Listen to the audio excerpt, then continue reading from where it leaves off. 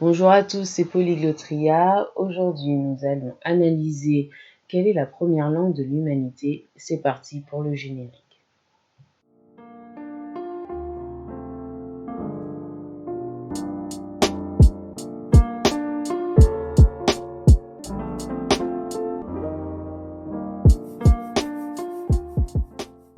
Lorsque l'on vous parle de la première langue de l'humanité, peut-être que vous pensez aux langues mortes ou aux langues anciennes. Si vous êtes dans le climat européen, peut-être vous connaissez des langues telles que le grec ancien, des langues telles que le latin, et donc c'est peut-être ça pour vous qui est la première langue.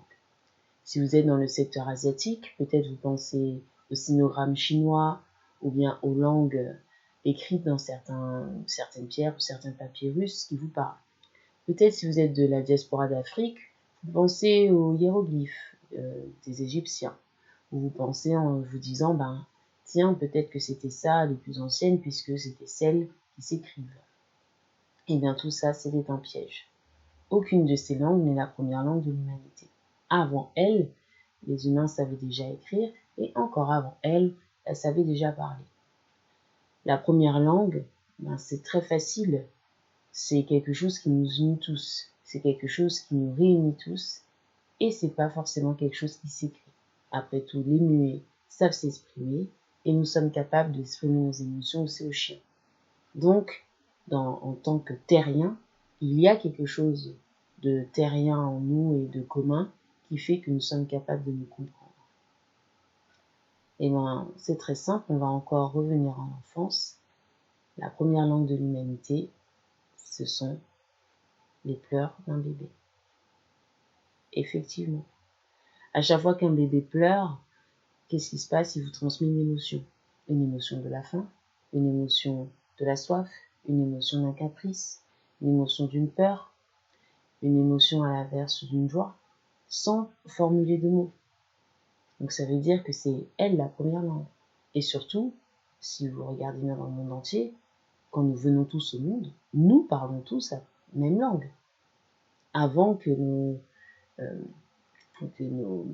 manières linguistiques nous s'immiscent, avant que nos parents nous parlent par des mécanismes spécifiques, nous parlons la même langue. Donc, l'espèce humaine est capable, à la base, de communiquer. Et surtout, la plus vieille langue, c'est les émotions. Quand je bâille, vous bâillez. Quand je souris, vous souriez. Quand je pleure, vous pleurez. Une petite anecdote, vous savez que les alarmes sont calquées sur les pleurs du bébé.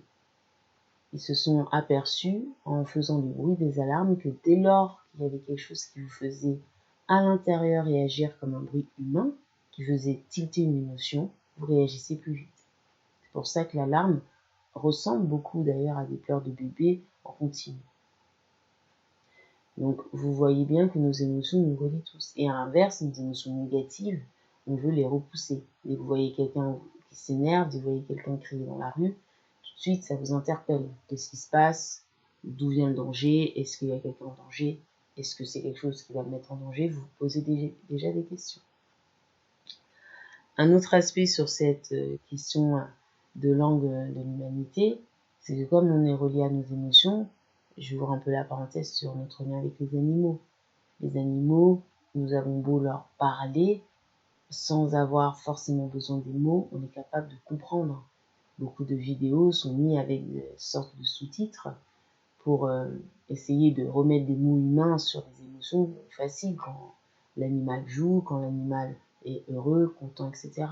Et on se rend compte qu'on n'a pas besoin de lui parler. Un autre animal qui est très passionnant, le perroquet, le perroquet est donc dans sa mémoire un animal imitateur de sons, qui lui imite les émotions, c'est-à-dire si vous lui apprenez à dire « je t'aime, mon amour », pour lui, cette phrase, il va la répéter comme égale l'émotion d'expression d'amour. Donc il l'apprend pour exprimer juste l'émotion en la calquant à sa guise. Et c'est très intéressant car, à part lui, il existe aussi l'oiseau moqueur, qui est un des oiseaux qui est capable de copier tous les sons de certains oiseaux autour de lui, afin de pouvoir piquer dans les nids les uns et les autres, Et donc, vous avez des animaux qui ont des capacités de reproduction linguistique infinies, et qui donc, s'ils ont existé depuis des millénaires, étaient donc capables de reproduire des sons uniques. Tout ça pour vous dire, c'est une toute petite vidéo. Retenez donc ceci. La plus vieille langue et la première langue sont vos émotions et vos pleurs de bébé. On revient toujours à l'enfance. Et c'est aussi, si vous l'avez compris, ça qui nous unit tous. Vous avez envie d'attirer des émotions positives, vous avez envie de ressentir des émotions positives, même si vous avez une petite voix qui vous parle, et bien c'est simple, souriez, ça va faire sourire un autre, qui va faire sourire un autre. Petit à petit, ces émotions vont se calmer. C'est comme ça que si vous faites le test, allez dans un métro, baillez et regardez le nombre de personnes qui vont bailler à côté de vous. Ou un autre exemple, si vous êtes sur WhatsApp ou sur des réseaux avec des personnes loin de vous, essayez de bailler, vous vous rendez compte que la personne, même si elle est des milliers de kilomètres de vous, elle est capable de ressentir cette émotion et de la reproduire. Une dernière petite anecdote pour finir sur ce petit podcast ou vidéo. Vous savez, le FBI, pour détecter si vous êtes dans le contrôle ou si vous avez un problème psychique, ils font bailler les personnes interrogées.